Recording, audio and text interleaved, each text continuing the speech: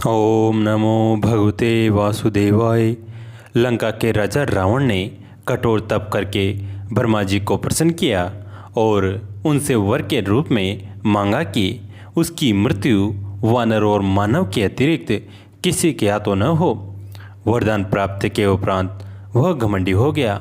चारों दिशाओं में उसने आतंक मचा दिया, यहाँ तक कि उसने शनिदेव और महाकाल को लंका में लाकर बंदी बनाकर जेल में उल्टा लटका दिया। वे दोनों भगवान शिव के भक्त थे, अतः अपने ऊपर आई विपत्ति से निजात पाने के लिए भगवान शिव का स्मरण करने लगे।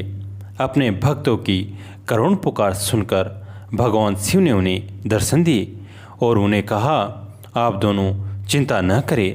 श्री विष्णु जल्दी रावण के आतंक को समाप्त करने के लिए पृथ्वी पर जन्म लेंगे और मैं हनुमान बनकर अवतार धारण करूंगा और आपको इस केस से मुक्ति दिलाऊंगा। कुछ समय उपरांत राम अवतार हुआ।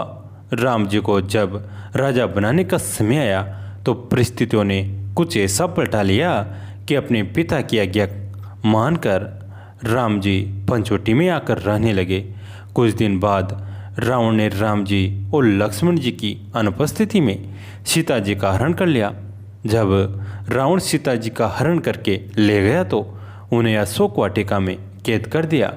जब हनुमान जी सीता जी की खोज में लंका गए तो उस समय उन्होंने न केवल रावण की अशोक वाटिका उजाड़ दी, बल्कि रावण के पुत्र अक्षय कुमार का वध भी कर दिया। अंत में मेघनाथ ने हनुमान जी को ब्रह्मपाश में बांध दिया और अपने पिता के सम्मुख ले गए। रावण ने उनकी पूंछ में आग लगा दी।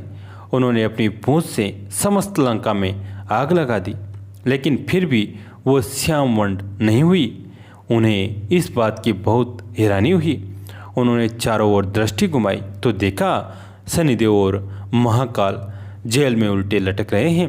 वह उनके समीप गए और शनिदेव को रावण की कैद से मुक्ति दिलाई। फिर हनुमान जी के प्रताप और शनिदेव की दृष्टि पड़ने से लंका का नाश हो गया, वह राख में बदल गई। राम रावण युद्ध के उपरांत जब रावण मृत्यु को प्राप्त हुआ तो हनुमान जी ने महाकाल को भी रावण की कैद से मुक्ति करवा लिया। शनिदेव हनुमान जी से बोले, मैं आपका ये उपकार सदैव स्मरण रखूंगा। हनुमान जी मुस्कुराए और शनिदेव को दिव्य दृष्टि प्रदान कर अपने रुद्र रूप से रूबरू करवाया। अपने इष्ट को अपने सम्मुख पाकर वह भाव विभोर हो उठे और उनके चरणों में गिर गए। हनुमान जी ने उन्हें गले से लगा लिया। जो भी स्त्री पुरुष इस कथा को पढ़ते एवं सुनते हैं उन पर सदैव शनिदेव और हनुमान जी की कृपा बनी रहती है। उन्हें कभी किसी प्रकार का भय नहीं सताता। शनिदेव की टेढ़ी चाल। रावण ज्योतिष शास्त्र का महान ज्ञाता था। पौराणिक कथानुसार लंकापति रावण ने अपनी अपार शक्ति से न केवल देवताओं का राज्य छीन लिया, बल्कि उसने सभी ग्रहों को भी कैद कर लिया था। जब रावण की पत्नी मंदोदरी गर्भ से थी तब रावण की ये इच्छा थी कि उसका होने वाला पुत्र ऐसे ग्रह नक्षत्रों में जन्म ले जिससे कि वह महापराक्रमी, कुशल योद्धा और तेजस्वी बने। वह चाहता था कि उसका पुत्र दीर्घायु हो और कोई भी देवी देवता उसके प्राण न हर सके। समस्त ग्रह रावण के प्रकोप से भयभीत रहते थे, लेकिन एकमात्र शनिदेव ही ऐसे ग्रह थे जो रावण से जरा भी नहीं डरते थे। मेघनाथ के जन्म के समय रावण ने सभी ग्रहों को शुभ और सर्वश्रेष्ठ स्थिति में रहने का आदेश दिया था। उस समय शनिदेव के अलावा अन्य सभी ग्रह रावण की इच्छानुसार स्थिति में आ गए थे। रावण जानता था कि शनिदेव अल्पायु की रक्षा करते हैं, लेकिन वे यह भी जानता था कि आसानी से तो शनिदेव उसकी बात मानकर शुभ स्थिति में विराजित नहीं होंगे। अतः रावण ने अपने बल का प्रयोग करते हुए शनिदेव को भी ऐसी स्थिति में ही रखा जिससे उसके होने वाले पुत्र की आयु में वृद्धि हो सके। शनि तो न्याय के देवता हैं, इसलिए रावण की मनचाही स्थिति में रहते हुए भी मेघनाथ के जन्म के दौरान उन्होंने अपनी दृष्टि वक्र कर ली, जिसकी वजह से मेघनाथ अल्पायु हो गया।